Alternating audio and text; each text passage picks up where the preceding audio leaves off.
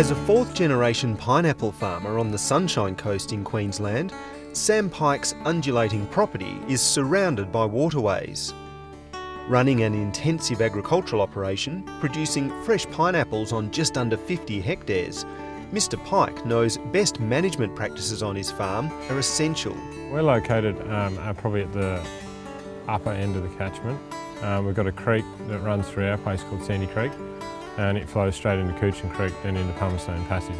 So with our steeper, sandier soil, it's a big issue.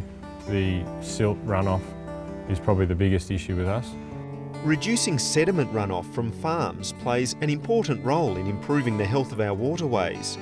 However, the need to manage silt runoff is not just driven by the environment, but also farm finances. It's important to manage silt runoff due to two things: the cost of getting it back out of our silt traps and back up the paddock, and two is the environment. Like, we have to look after the environment. This is the 21st century. Like, this is what we have to do. It's no longer a choice anymore. It's just what we have to do.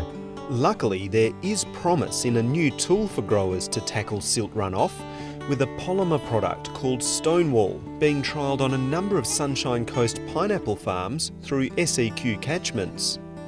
Funded by the Queensland Government through the Healthy Country program, the inert polymer is sprayed onto pineapple beds to form a thin film, which reduces loss of soil and improves water retention.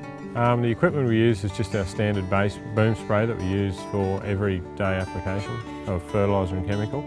We use cone jets, we found, because we just decided just to try it as we normally would, just so we didn't have to change anything.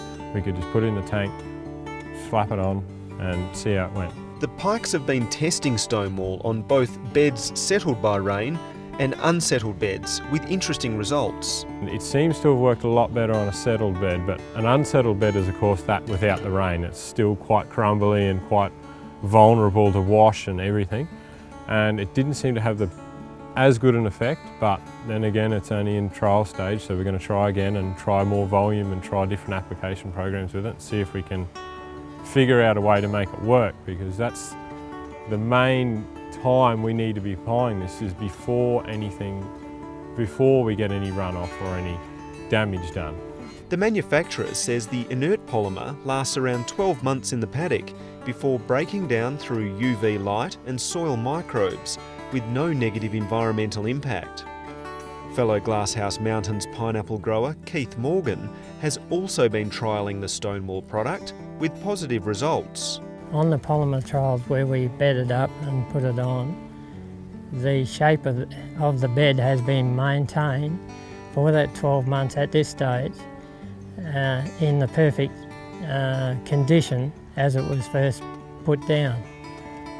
So that is a big benefit, and that in turn gives you less sediment loss in any of those heavier rainfalls. A large rainfall event in early 2015 provided a stern test for the polymer on the Morgans' property. When we had a fairly heavy rainfall here early in the year, last year, we had a small trial in place, and you could see the difference from just where that small trial was, and it stopped any of the erosion in that area. But after that trial further down the field, it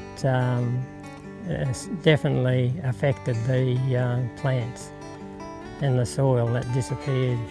Moving forward, Sam Pike can see a good fit for the polymer on his pineapple farm, but is keen to continue testing the product in a range of conditions. Now we know it works, we're going to look into whether it's now cost effective, and we're going to apply a bit more into drains, which is like a high water volume area, because we also have a bit of trouble there as well. So we're going to trial it as well this year and see how we go. This project was delivered by SEQ Catchments through funding from the Queensland Government's Healthy Country program. This video was developed by Growcom with funding from the Department of Environment and Heritage Protection. We'd like to extend our thanks to Sam and Murray Pike from Sandy Creek Pineapple Company and Keith Morgan from KG&C Morgan.